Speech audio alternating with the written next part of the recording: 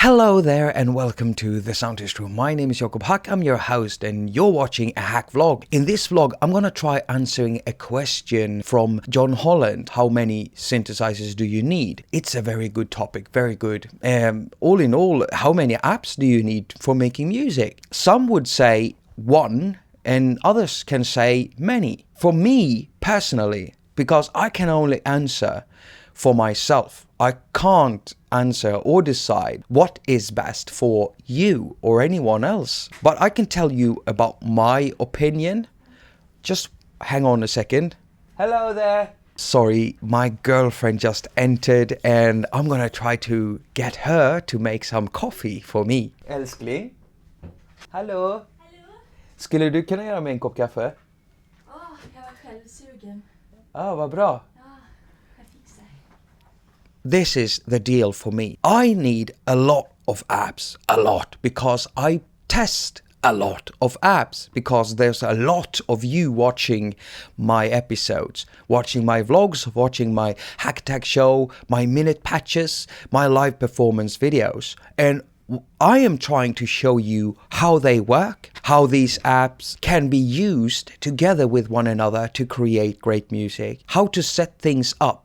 So for me, I need a lot of apps for my job, but when I want to make music, how many do I really use? Turns up, I actually use quite a lot, and that isn't strange. That has to do with me as a person. You see, I don't like staying in one place for too long, and it's like that with everything in my life. There are a few things in life that I actually, go back to a lot. And there are also a few apps that I go back to a lot. Thor and Figure are two of those apps, for instance. But when it comes down to, let's say synthesizers, because there are a lot of synthesizers out there that actually does the same thing. It's also about usability.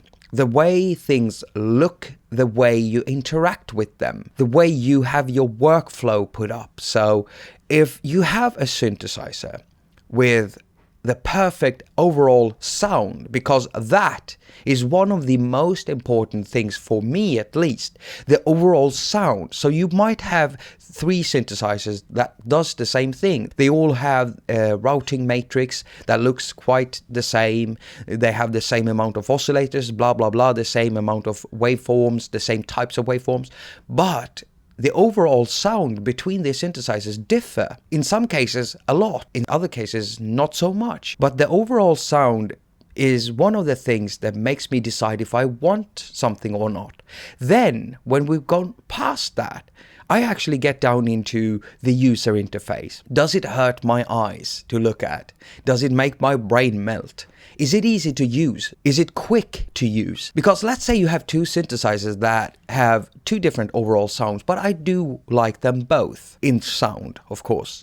And let's say they can do the same thing. They both have the same amount of modules. They're both semi-modular, a similar routing system in both synthesizers. So you can basically make the same patches. For me, the choice between those two synthesizers are how quick are they to use. Because if the user interface makes it hard to do stuff, like things being too small or glitchy or touchy, if the knobs work linear or exponentially, if they're rotary knobs or sliding knobs. See? So in the end, I would probably choose the one that I can use quickly. And then again, that fails, because if I find that the sound of the other one, I like it more, I'll end up using it more, even though it might take me double the time to do the same patch in both synthesizers. So how many synths do you need? Even if I didn't do this as a job, even if I didn't do reviews, even if I didn't do tutorials, I would still buy a lot of synthesizers. Because the way that synthesizers works, it depends also on the person who made them. And that's one interesting thing, because the person who made them put their everything into what they did. It's a work of art. It's not just coding. For them, code is art, you see? So it's a creation process. You have to be creative. You have to be inspired to work. You have to have like some kind of an idea or a full picture of what the final artwork will be like. And then you have to capsulate that into a graphical user interface. And then you have a product.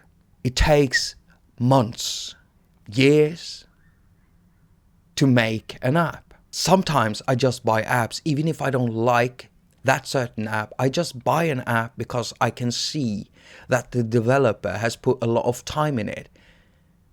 How many do you need? I cannot answer that. How many drum machines do I need? I have lots of them. And many of them include the same types of sound. Some of them even, have sounds that come from the same source. So they basically sound the same. How do I choose between those? Well, usually I look for functions. If one of them has more functions than the other, then I might go for that one, unless the user interface makes it hard to use, you see? So it's a balance.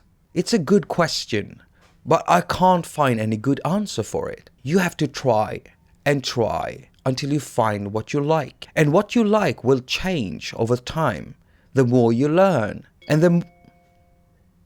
the more you learn, the more intricate apps you might need, or less intricate apps. You might get tired of doing the same thing all over, over and over and over again.